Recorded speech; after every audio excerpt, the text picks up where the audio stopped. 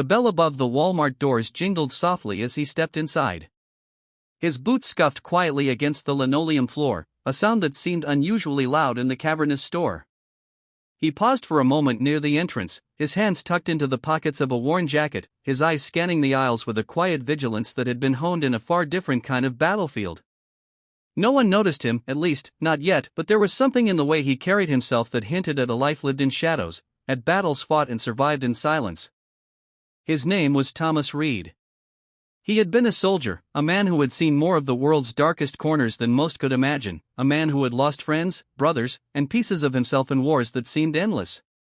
After returning home, he had learned that battles didn't end when you stepped off the plane, they followed you, invisible yet unrelenting, in the sleepless nights and the empty spaces at the dinner table.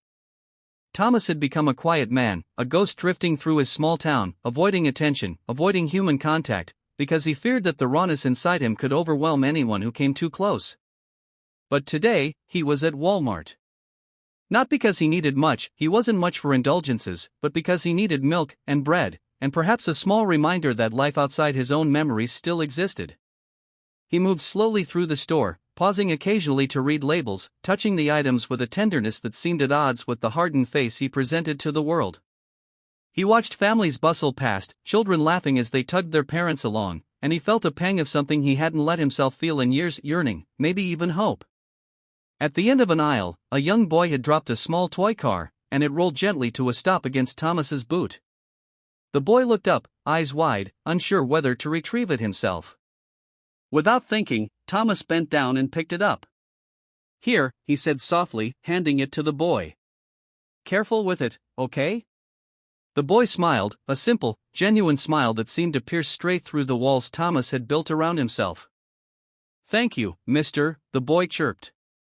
Thomas nodded, saying nothing more, but inside, something stirred. It had been so long since a simple human connection had touched him so deeply. As he continued shopping, he found himself in the electronics section, lingering by the shelves where headphones and radios were displayed. An announcement crackled over the intercom: "Attention shoppers, a customer assistance representative is needed in aisle 7. Thomas's ears caught the familiar tone, and without thinking, he walked toward the voice. At the end of the aisle, a young woman was struggling to reach a high shelf. Her hands trembled as she tried to grab a box of baby formula. Thomas stepped forward instinctively. "Need a hand?" he asked. The woman looked at him, surprised, then nodded.